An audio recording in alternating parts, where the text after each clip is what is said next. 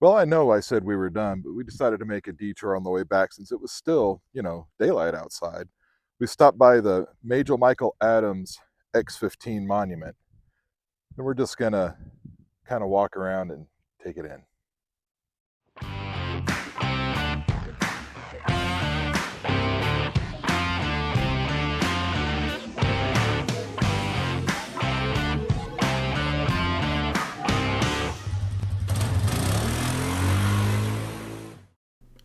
For those not familiar with the X-15 and the X-plane program, here's just a little history. The X-planes were basically rocket-powered aircraft that were drop-launched from under the wing of a B-52 at around 8.5 miles elevation and around 500 miles per hour. All X-15s were dropped from either the High and Mighty one or the Challenger, aka Balls 8, due to its serial number of 52-0008. There were 3 X-15 aircraft built, and combined they flew a total of 199 flights. The fastest top speed recorded during the program was on October 3, 1967, when William Knight piloted X-15 number 2 to 4,520 miles per hour at the altitude of 102,100 feet. This set the record for the highest speed ever recorded by a manned, powered aircraft, which remains unbroken to this day. On August 22, 1963, Joseph Walker flew X-15 number 3, the same aircraft which later crashed and claimed the life of Major Michael Adams, to an altitude of 354,200 feet, in which he remained weightless for up to 5 minutes.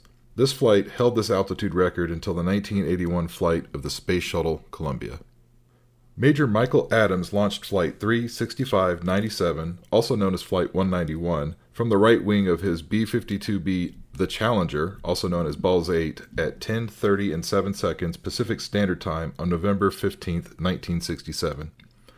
X-15 pilot Pete Knight was designated as NASA-1 from control for this mission. The objectives of this mission were boost guidance experiment, solar spectrum measurement, ultraviolet plume detection, micrometeorites collection, wingtip pod deflection photography, test of Saturn V booster insulation on X-15 reentry, and test of traversing probe in a wingtip experiment pod. The following is a timeline of events from the launch until the crash. Raj, we got a good light here, Mike.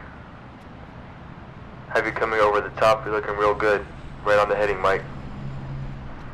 Over the top about 261, Mike. Check your altitudes. You're a little bit hot, but your heading is going in the right direction, Mike.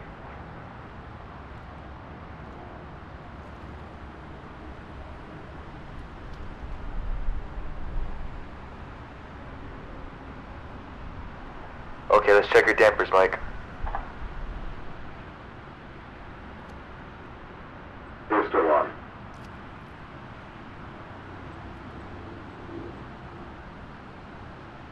A little bit high, Mike, but real good shape.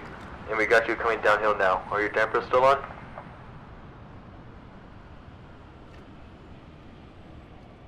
Yeah, it seems squirrely. Have you coming back through 230?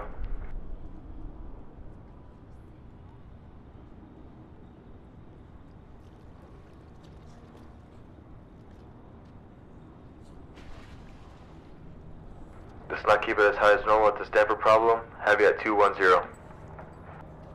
I'm in a spin, Pete. Let's get your experiment in and the camera on.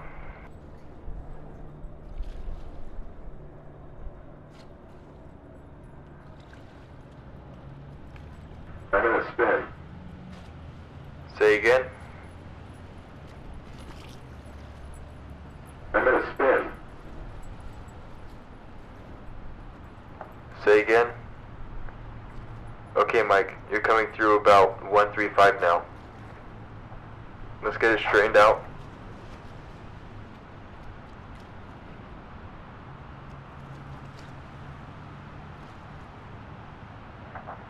Get some angle of attack up.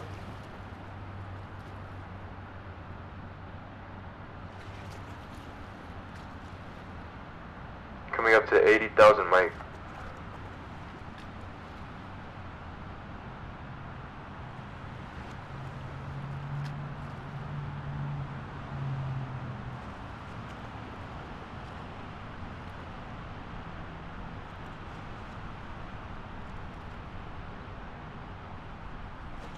Let's get some G on it.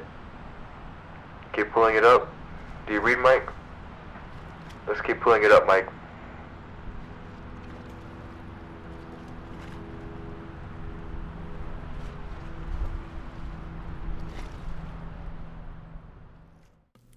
The pod mounted to the tip of the right wing held an extendable probe known as the Bow Shock Standoff Measurement Experiment. It was later found that the drive motor on this probe had not been properly checked in an altitude chamber, and electrical arcing occurred above 80,000 feet. By the time the aircraft was climbing through 100,000 feet, the arcing extended to 1 inch across the exposed experiment terminals, producing a hot blue coronal discharge. The disturbance caused noise in the wiring of the X-15, affecting the operation of several critical systems. NASA and the Air Force assembled an accident board to investigate the crash. The accident board found that the cockpit instrumentation was functioning properly and concluded that Adams had lost control of the X-15 as a result of a combination of distraction, misinterpretation of the instrument display, and possible vertigo. The electrical disturbance early in the flight degraded the overall effectiveness of the control system in the aircraft and further added to pilot workload. John Badisky directed the construction of the Major Michael Adams Memorial as part of his Eagle Scout Leadership Service project. The memorial was unveiled on May 8, 2004, with a small concrete pedestal placed at the site where the forward fuselage of X-15 No. 3 was found. The pedestal is cut at an angle facing southward, the direction Adams was heading when the aircraft came to rest.